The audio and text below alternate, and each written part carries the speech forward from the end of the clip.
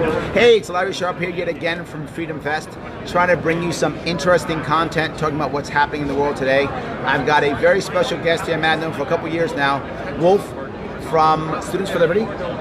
And what I want to talk about here is why in the world, when we hear all the time that all the millennials want is socialism, all the millennials want is social, they all love Bernie, how in the world can an organization like yours be growing? Does it seem to make logical sense? Please tell me. Yeah, so first, I think what we have to understand, and the audience has to understand, that millennials are not coherent in their worldview.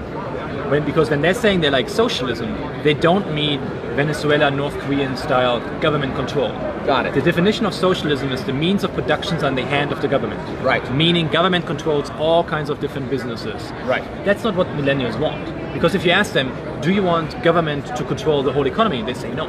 They say no, okay. So there's conflicting views of that, but what they do want is they want government to be more active than other generations. I and see. Specifically about relief of student debt and healthcare. So those are the topics that they want government to see. So the millennials care a lot about student debt. Healthcare doesn't make sense to me either. They're young, right? They're healthy. Why do they care about healthcare? Because young people generally, and especially the people who call themselves socialists, they're very compassionate. They want to help people. I see. They want to help people, everyone, but they don't think that the free market or capitalism, which they hate as a term, right? So I try to avoid that term. They don't think that it helps the poor or the folks that cannot help themselves. And the United States healthcare system is, and I'm a foreigner obviously, very screwed up. I lived in Sweden, I lived in the UK where they have more nationalized systems, and they're often better than what you have here in the United States. They still have a lot of problems there. Sure, yes. But they just see that people are suffering, that you go to a hospital and then you're like in debt for the rest of your life. And they say like, that cannot be it. And that's why they want socialism. And exactly. They think that's the answer. Yeah. They don't understand the role of government, how it has led healthcare to be like much more expensive, much more inefficient. Same with education and so forth. So then, but yeah, right. You said you don't like they don't like using the phrase capitalism, right? I never use that phrase either. Yeah. I don't use free market. I use consumer driven. Okay. Right. I always say it's a consumer driven model. It's a consumer driven this, consumer that. So I've changed some of those words also. It's hard for the libertarian to not use those words though, because to a libertarian, capitalism sounds amazing. Free market sounds awesome. But to the non-libertarian, not so much. So why would someone come to you if they're still thinking, well, no, Students for Liberty, that means capitalism, that means evil? Yes. How do you bridge that gap? I think there are two main reasons. One being students realize, okay, I want to help the poor. I want to fight inequality. I don't want my grandparents not having money when they retire. Coming from a place of compassion, but then they're looking into this, okay, can actually a $40 trillion plan of Sanders or who have you can tackle that? And they're looking at it and they learn more about economics and can that actually achieve the goal, and they realize, no, it cannot. I see. And then they might look at like other countries that have a good healthcare system, like Singapore, how they're doing this. And I'm not endorsing Singapore here, they have like many anti-libertarian policies.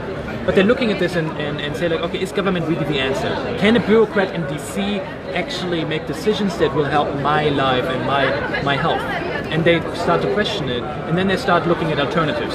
And then often they come to us, because we have like more of a free market approach, how the market could help with that. That's one way. That's the students that ask more questions. Got it. But then the other way is, what we're trying to do with Students for Liberty is also that we're not coming and saying like, look, we are libertarians, like we have the truth. And like you have to read this book and like slap them over the head with it. Sure.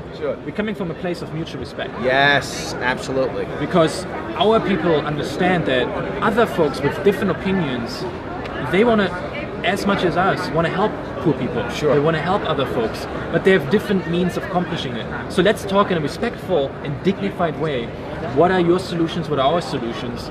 And our people are like happen to have radical, cool ideas for free markets, but they also happen to be nice human beings. Got it. So it's the idea of being able to have the conversation.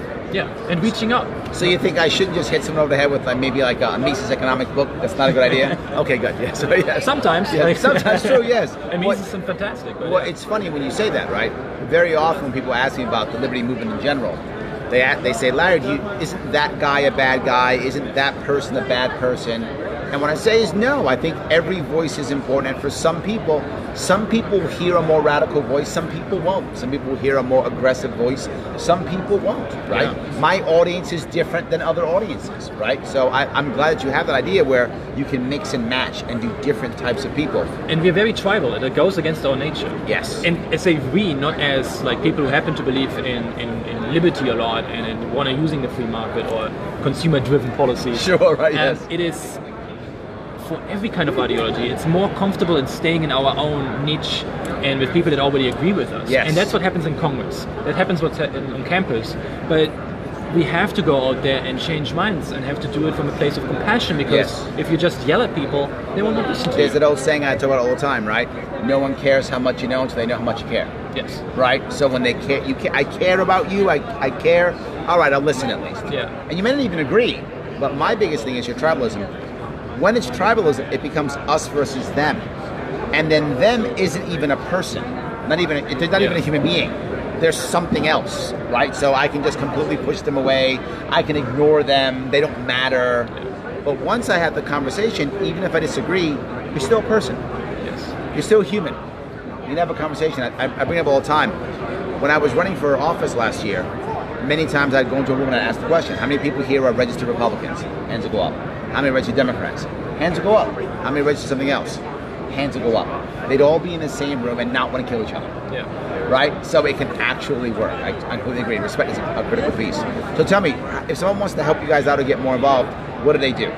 Sure, so students can check out studentsforliberty.org and apply for our programs. We have a lot of different videos about why the minimum wage will probably harm the poor more than it will help them, or will artificial intelligence take our jobs. So they can check it out at Learn Liberty on YouTube. We have over 50 million views of our videos there. You said Learn Liberty on YouTube? Yeah, that's okay. also a part that what we have.